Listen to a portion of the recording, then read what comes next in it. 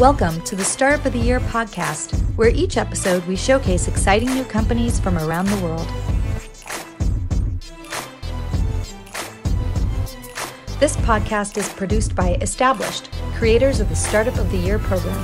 Established is focused on helping organizations with their innovation, startup, and communication strategies. Hello everybody, I'm Frank Gruber, and I'm back again with the Startup of the Year podcast.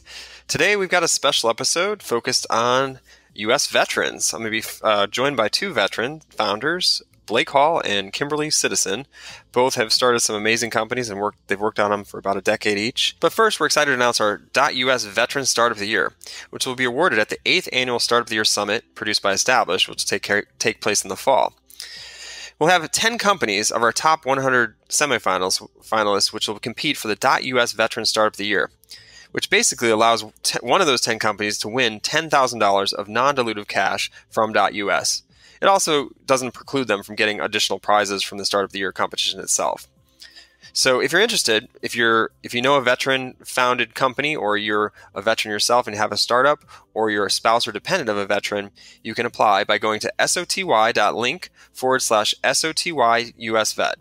Again, it's soty.link/SOTY-USVet. We really appreciate all those that have served, including I've got my brother and other family members that have served, and we really appreciate everything you've done to help this country. And we wanted to produce a competition that would help shine a light on some amazing U.S. veteran founders. So thank you all for your support and everything you've done, and hopefully we can help you with your startup as well through this program. Aside from that, .us is also proud to support Established in our community. So we've got a thriving community made up of veterans, entrepreneurs, startup teams, industry leaders, thought leaders that all make a difference around the world. And so we're really proud to be able to say, hey, we're going to give you a chance to take some of your ideas and turn them into action, and give you a free .us domain and website builder. So if you got an idea that you've been sitting on, sit on it no more. You can go over to soty.link/US domain, and you can obtain a free domain right away and get started on that next thing. That's a fun one as well. So two programs, both focused on creating new things and showcasing and shining on a light on these veterans. And so we've got a couple of amazing veteran entrepreneurs on the call today. The first one is Blake Hall. He's the founder of IDMe, which is a digital identification platform which allows individuals to verify their online identity and receive discounts and benefits. So similar to back in the day, it was like OpenID and some of these other protocols. Facebook has kind of its own protocol for signing in. This is kind of extends outside of that, almost like a real ID for the internet. And it works with first responders, military, students, teachers, a lot of different organizations. And Blake's been at this for about a decade now, but he comes from a background that kind of speaks for itself. He was awarded a Bronze Star for leading men in a fair firefight of insurgents, and he ended up saving 20 American lives while in battle. So he's done a lot for this country, and after he got out, he had obtained his MBA from Harvard, and since then started this company. He's down in Washington, D.C. So Blake, how's it going? You want to jump in and share some updates on what you're up to? Sure. So I credit the Army for introducing me to both entrepreneurship and identity. I was a reconnaissance platoon leader, so I had 3 scout teams, battalion snipers, and 2 weeks before we went into combat in Iraq, this is back in 2006, had a bunch of some 3-letter agencies that came in and said, forget everything that you've learned about precision engagement and reconnaissance. You're going to be more like a high-value target SWAT team, and gave us some pretty cool equipment where we could target senior insurgent leadership. So I spent the next 15 months leading my group, and we were hunting mostly Al-Qaeda vehicle bomb networks that were killing a lot of people over there. And it was just an amazing mission. I had a wonderful group of guys, and the short and sweet is we went from being not very good when we first started to being among the top performing units in the Iraqi theater in terms of our mission and targeting some of that senior leadership cadre. And then, it might not be intuitive, but when I went to Harvard Business School after I left the Army, I realized that identity theft and being able to prove who you are online is a huge issue, and that everything that I've learned about hunting, terrorists who are swapping their SIM cards and changing their phones and all this other stuff, normal people have the exact opposite pattern of life. Like, you don't change your SIM card all the time. You're not changing, your phone more than 2 or 3 years. And if you can tap into that, you can have a much more effective and secure identity verification process than you could, using like questions and answers, many of which have now been compromised by breaches. And so that experience in the military over those 15 months in Iraq in 2006, 2007 provided the foundation for my introduction and entree into identity as the CEO of IDMe. Interesting. No, that's really interesting how that kind of led into it. For others that are out there that are in the Army or military or veterans, can you share anything that kind of helped you once you got out to kind of get going? Oh, man, there's so much. I think what the military really gave me, and I credit this to Ranger School, really is just the importance of grit. The one thing that I learned about myself during Ranger School was that I would never give up. I distinctly remember this moment where I was jumping into Florida phase. I had like poison ivy all over my body. I had bronchitis. I felt miserable. And I remember thinking, like, I really don't care if my chute opens or not. And but it was at that moment that I realized I was so broken down. I realized, you know what? I will never quit. I will literally die before I'll quit. And that grit, along with what the military taught me about how to iterate and to learn, if you put those two things together and you're able to learn really quickly and you have the perseverance and grit to stay the course, those are the fundamental ingredients of a successful entrepreneur. I couldn't agree with you more. That grit is important, and just knowing that you can get through it. That's important. I'm sorry about that. That sounds terrible. Sounds like a terrible experience when you're thinking through their parachute situation. Okay, so let's kind of dive into your today. Like, tell us a little. I think people want to know, like, how do you tell us a little bit more about your company, and then let's dive into like your day to day. So, ID.me, you talked a little bit about that, but share where they're at. It's kind of evolved and changed over time since we first met, and I would love to hear like kind of where it's at. Yeah. So, IDMe effectively is a digital wallet, and hesitant to use that term because digital wallets are so tied up with payments. But what we realized is that it's the driver's license aspect of identity and some of the other ID cards that you would have in your wallet if you're a student or military that are really meaningful for you to get access to things, right? So like your student ID can get you physical access to a dormitory. It can also get you 10% off at Chipotle. Same thing with a military ID card. It can get you like 10% off at Home Depot. It can get you physical access to a military installation. So what we've really done is we've created this digital wallet. And once we created that, there's this question of, well, what kind of ID cards can this wallet hold?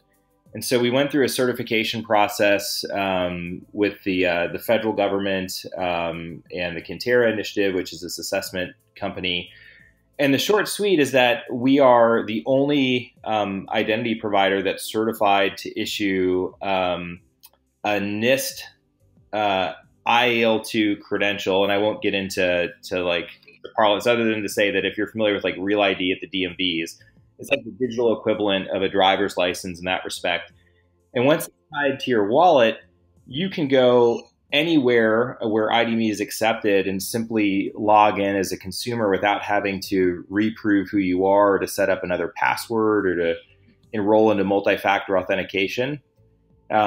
So we're at Veterans Affairs, we're at California DMV, we're at the city of San Diego, and this is just for legal identity. And what's really cool is, if you go through an experience with California DMV and you happen to be a veteran, which a lot of Californians are, then when you get over to VA, you'll see that IDMe is also available as a login. And we are adding 3 additional huge federal agencies to our network by the end of this month. that service between 50 to 60 million Americans per year. So that's really exciting. And then that is, yeah, wow. And I actually, can I interject for a second? Yeah, of course. So why doesn't the internet adopt this? I feel like we need this, like on the internet, just so that people aren't trolling each other and people have real identity and can't hide behind those kind of fake, whatever, fake people, fake news, all that kind of stuff. Well, I think it's a great question because people have hated passwords for a long time, and people have wanted more trust, and to get rid of trolls for a long time. But it turns out that identity is one of the hardest challenges to solve because you need multiple stakeholders coordinating around a common network and standard in order to solve it. It took Visa 3 decades, from the late 1950s until the 80s, until they got to enough merchants where they had enough cardholders to get every merchant, enough merchants to be meaningful and useful to all cardholders. And getting through that chicken and egg platform of like, how do you start Visa is really difficult. And that's essentially the challenge that we've had to solve as a company. Yep, that makes sense. Okay, so let's dive into the next question, which is, how does somebody like you do that? Like, how do you perform every day? Yeah, sure. So, my just like routine daily, I'll wake up around 7 a.m. and I've got 3 kids. The youngest one is 3 months old. So, I'm up with the 5 and the 3-year-old. I'm turning on cartoons. I'm making breakfast for them and just kind of hanging out.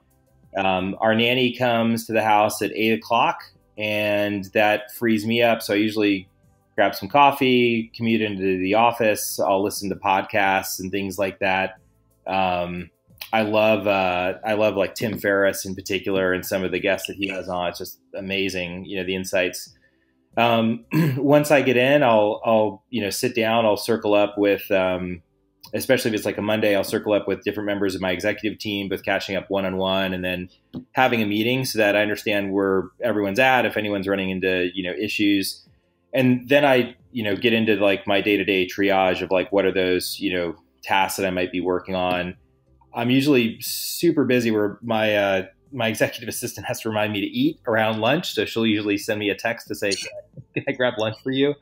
And it's especially as we're in like hyper growth. I mean, even like going to the bathroom, sometimes I'm like, oh my God, like I need like 5 minutes. And then what I try to do is I try to get some gym time in sometime after lunch, like when you have a little bit of an energy dip.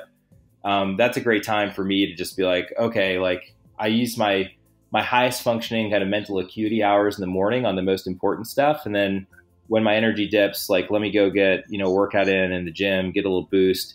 And then I try to, on Mondays and Wednesdays, I try to get home by 4 o'clock to spend time with my kids. My wife's a surgeon. So she works late those days. And then Tuesdays and Thursdays, I work late, and then she comes back early. And then she works a half day on Friday. So Friday is like my flex day if I need to go long. Gotcha. Wow. So you juggle. That's great. Yeah.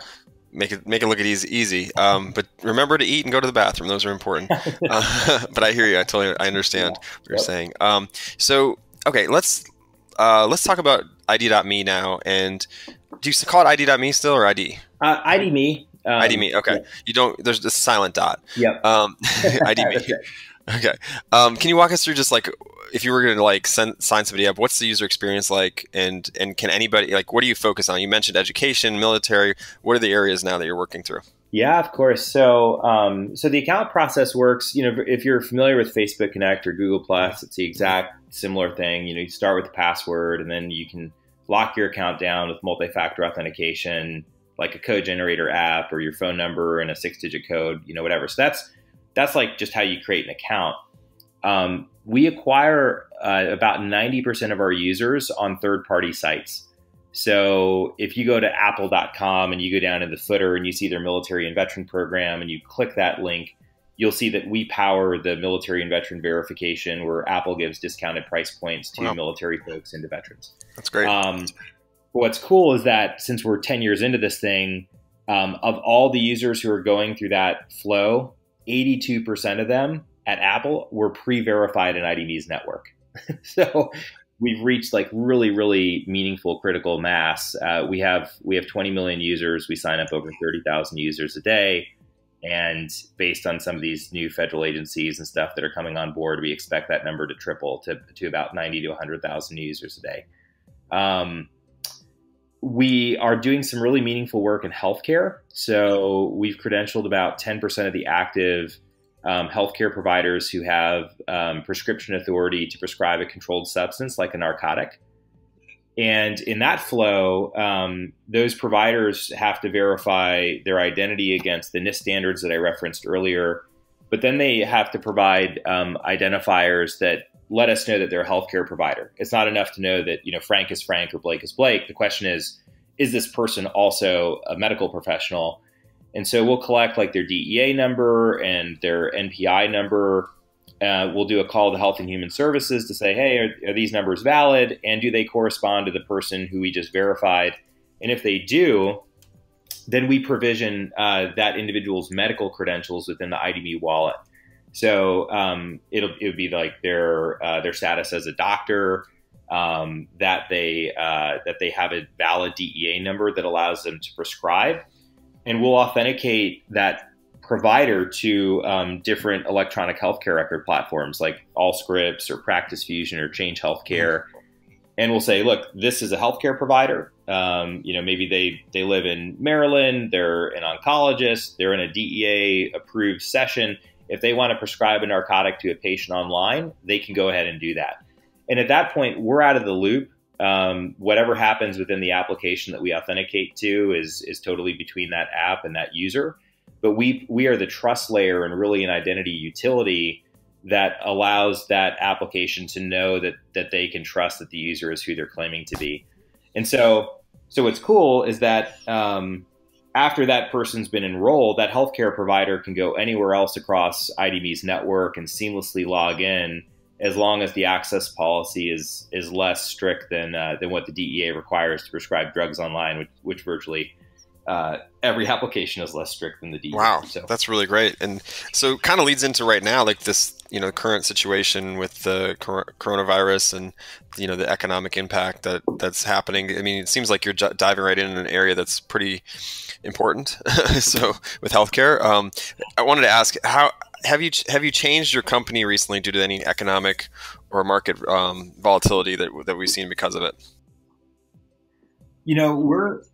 We're very fortunate in that we're largely insulated from what's going on with COVID, and we're in a position to help because we support the public sector and healthcare clients and things like that. So if anything, we're seeing more transactions move online, and we're having to staff up and hire, faster.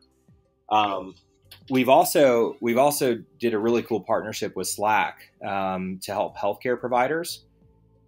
There was an LA-based emergency room physician, and she issued a public cry for help in a New York Times article because she said, I'm trying to get all this information about how to fight, COVID from Twitter and Facebook. And she had a story where there were two patients in the emergency room. The nurse triaged them as having GI issues. They were, vomiting and things like that. And when she got in there, she realized that they were actually COVID patients and she wasn't wearing any protective gear. So she's like, there's got to be a better forum so that doctors in cities that are first encountering, these patients understand how they present. And so we realized that because we can both verify who you are and that you're a healthcare provider, we could set up a private workspace on Slack only for verified healthcare providers where they could share information about, trends and how to reuse masks and all sorts of stuff. So we spun that up in 48 to 72 hours. Alan Leinwald, the SVP of engineering over at Slack, is amazing. Ali Rail as well. And then Stuart Butterfield was involved as well. And we've had over 2,000 providers join in the first 72 hours after launch. So that's amazing. Really cool. Yeah. So really, it seems like you guys are, you're there to help, and it sounds like you can jump right in. So that's amazing. Great stuff you've been up to. It's been really fun to watch I remember when you first launched IDMe and to see you guys grow so much, to have that many users and just continuing to create a really unique identification online is pretty awesome. So congrats and thank you for joining us today. You're really busy, and best of luck with everything. All right. Next up, we've got another great guest, special guest, another U.S. veteran founder. We've got Kimberly Citizen. She is the CEO of Applied Development. Applied Development champions the rights of people of all abilities to work and communicate effectively through sign language and reading services, advocacy, and outreach. So they do a lot with sign language and a lot with the federal government's sign language programs to help make sure that anybody that's following along can understand what's going on through these translations. So she's also a Inc. 5000 entrepreneur, and they've grown their company. She runs her company with her significant other, which is also really cool, and has done an amazing job. So, Kimberly, thanks for joining us. Thanks for having me. I'm excited to be here today. Well, wanted to dive right in. I wanted to dive in and kind of talk a little bit more about your background and then kind of start talking about your company. So can you share a little bit more about your experience? I know you're a veteran. Can you talk a little bit more about your military experience, and then we'll kind of dive into how that led you to starting up. So my path to the military was a little bit of an interesting journey. After high school, I actually got a full scholarship to Loyola in New Orleans, and ultimately kind of threw that away, chasing a boy. So I found myself after that at my parents' house with no job and no money and no more scholarship. So my mom really encouraged me to try to get back in school, but of course I had no financing for that. So she suggested that I follow in the footsteps of some of my other family members and consider the National Guard. Yeah, so I headed down to the National Guard office one day and for whatever reason, walked right past it and straight into the Army recruiting office, and within minutes had signed up for active duty. Oh, wow. So you didn't go to the National Guard? You went to the Army? No. Oh, wow. I didn't even consider it, and I'm not even sure why. It just, literally the offices were right next door to each other, and I got pulled into the Army office, and wow. And that's how I got my start. Interesting. And what did you do within the military then? So I signed up initially as part of the military intelligence doing SIGINT analysis. Okay. That was my MOS. Gotcha. Okay. And then how did that lead into, so you served for the country for a little while, and then how did that lead into starting this company? Well, it was really interesting because after I left that experience with a lot of knowledge about myself. I went in, fairly young and not knowing much about who I was or what I was capable of, like many of us in our, late teens, early 20s. But I left with a real understanding of who I was and what my aptitude was, which I really needed because after getting out, to my surprise, it took me a really long time to find a job in my field. And having served in military intelligence, that really surprised me. I was not anticipating that. It was really tough. For about 3 years, I did everything from personal training to waiting tables. I was even a switchboard operator at one point. So about 3 years later, I finally got a job with a government contractor. Working in a similar position to what I had in the military. And I did that for about 12 or 13 years. And I worked primarily for very large consulting firms, integrator type firms, primarily in the Fort Meade area, and learned a lot from those experiences, but was also incredibly frustrated by them. There were lots of opportunities that were afforded to individuals that were connected to like corporate headquarters that were very different for those of us who were out on client site generating most of the revenue for the corporations. And we were often like passed over for promotions and left out of things. So I came home complaining a whole lot, a whole lot. And my husband, who is an entrepreneur himself, would always recommend and suggest that I start my own firm. And it took about 3 years for him to convince me that I was ready and I could do that, and for really, quite frankly, for me to get fed up enough to launch. Well, fantastic. And you guys now run the company together, is that right? That's right. We co-founded the company together in 2011. 2011. It's been Great. about 9 years. Wow. Congratulations. That's great. Thank you. And so tell us a little bit more about what applied development does and maybe a little bit more how you got the start into what you're doing. Sure. So we like to say that we design better tomorrows for our customers and our employees. We empower people of all abilities to share their brilliance in the workplace. And we do that through our communication support services. And they're really divided between two core areas. One being the typical communication type services you might imagine, such as strategic communications, technical writing, graphic design, all that type stuff.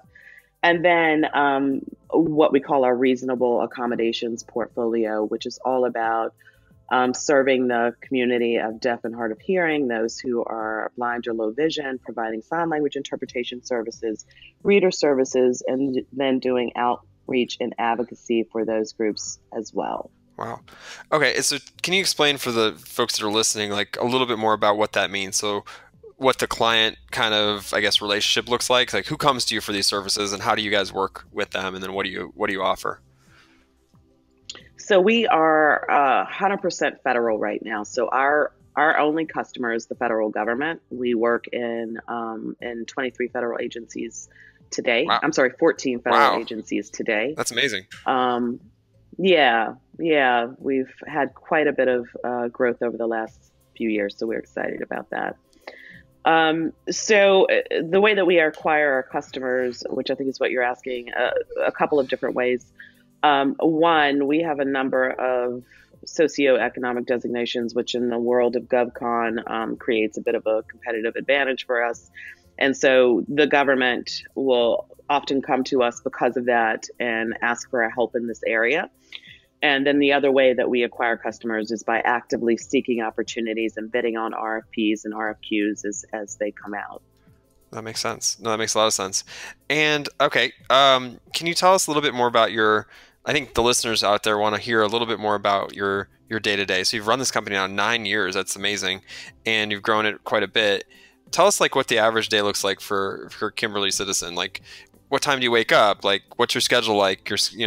Not probably right now because everything's, work from home, but maybe in your typical day when this coronavirus stuff isn't happening, what does that look like? Yeah, so I am not what one would call a morning person.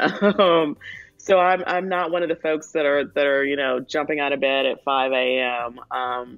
I'm usually up around 7:30, and the first couple of hours of my day are really all about a bit of self-care and being very intentional about the way that I start the day. So I meditate for about half an hour. I read for about half an hour.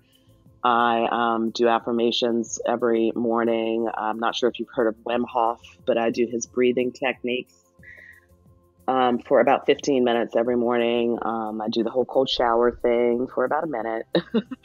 I've done it. It's hard. It can be really difficult to get in there especially in the winter. Yeah, when it's cold outside. Yes, definitely. Yeah, and I started that in the winter, so that's been kind of brutal. But it's supposed to be super good for you. There's a lot of studies out there that say it's really healthy for you. Kills the bad mitochondria. Is that right? Yeah. It's supposed to be.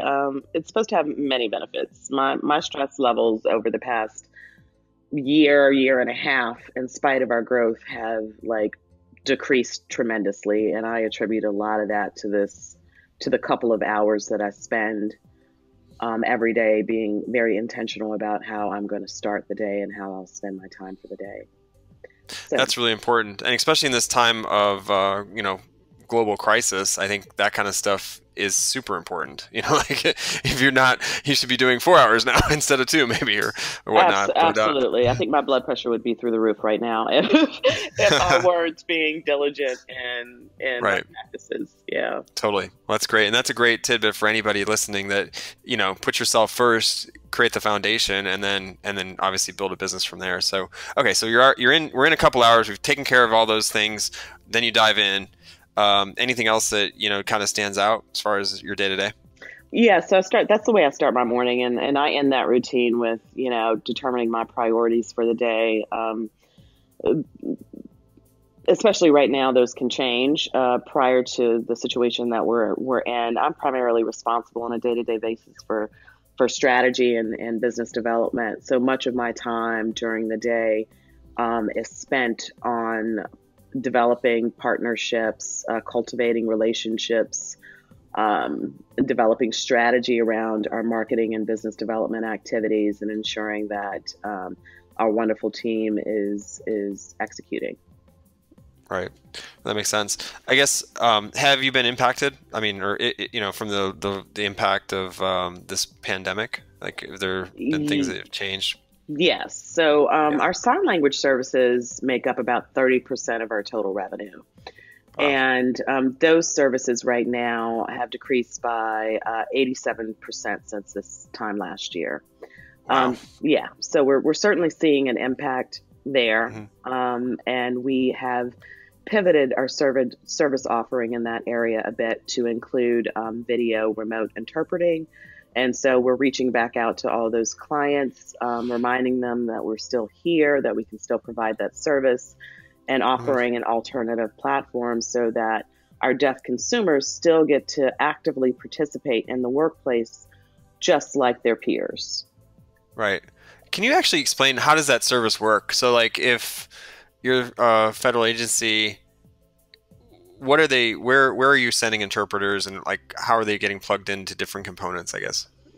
Yeah, so we have deaf consumers and serving in various capacities all over the federal government. And so we provide that service in two ways. One is for, and the most common for us is for employees of the federal government. And then the others are like patients in hospitals, VA hospitals in particular. So for the first, a deaf consumer who works for the federal government has the same day-to-day as everyone else. Only when they go to staff meetings and trainings, they need a little additional support. A reasonable accommodation is what it's technically called. Right. And so that's where our interpreters step in, and they go to the staff meetings or the trainings or the conferences with the deaf consumer and provide that service so that they have the opportunity to participate in the same way as their peers. Okay, that makes sense. Thanks for helping with that and clarifying it for anyone that may not know the industry as well. So with that, with the market being really interesting right now and the current landscape of how things are happening, I know it's probably hard to think about short-term and long-term goals, but aside from that, what are some of your short-term, long-term goals, and kind of where do you see the company going in the next 5 to 10 years? I mean, you've been doing it for a while. It's amazing. Yeah, so we've begun to corner the market as a service disabled veteran-owned firm providing this ASL, this American Sign Language offering, particularly to the VA. So we want to extend that out to federal agencies. Eventually, we'd like to be the small business provider of choice in that arena for the federal government. We're actively working towards that goal. And then one of the other things that I'm most excited right now about is that we're in the process of establishing CityBrax Ventures, which will be focused on bridging the gap for female veterans of color in the GovCon space. Mm-hmm. So our vision is for this to be this sort of hybrid incubator accelerator type model that will create, that'll create a highly selective initial small cohort for an initial pilot. That'll be about a year-long program. We'll offer small investment, be heavily focused on GovCon training and mentorship here in the DC metro area. And we're finalizing our strategic plan for that and hoping to launch that in 2021. Yep. So we'll be able to leverage all this great stuff that we've learned and all this expertise that we've gained in GovCon, and then offer that to other women veterans of color who are looking to start their own GovCon firms. That's amazing, and really excited for that to launch. I think that's you guys have such knowledge on this space, and I wanted to ask a follow-up to that. Like, what is, for those of you that are listening that are trying to get into this space, what are some of the things that best practice tips and tricks that you think might be good, easy, low-hanging fruit for anybody listening as they try to start a business in working with the government particularly? I think it's a couple of different things. One being knowing yourself, and the other being understanding what you know and connecting with that. So I started my career in the Army. I was pretty young. Mm-hmm. Although I had already opened and closed a business, I was kind of uncertain about my future. And that time in the military, in the Army, I really learned about my strengths and weaknesses, what I was good at, what I wasn't. I discovered aptitudes that I didn't even know that I had. And so that knowledge of myself, I was able to translate into small business ownership. It's been a great asset to me to understand what those strengths and weaknesses are, and particularly to be able to bridge the gap of my weaknesses mm-hmm. and my co-founders' weaknesses through additional resources, and ensuring that the people that we bring in bridge those gaps for us. It also helps us in managing the day-to-day challenges of a small business. Thanks so much, Kimberly. Thanks for sharing that, and thanks for joining us today. Wow, those are two impressive U.S. veteran entrepreneurs.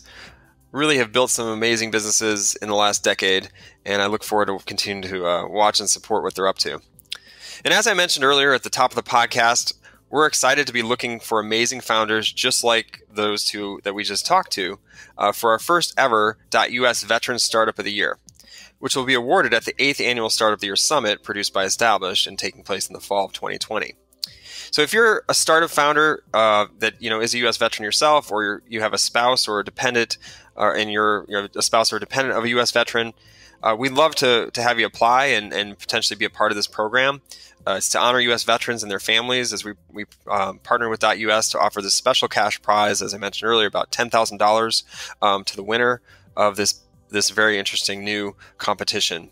So if you want to get more details, go to the application. And find out more about what's going on with this program. The link is soty.link/SOTY-US-VET. So soty.link/SOTY-US-VET.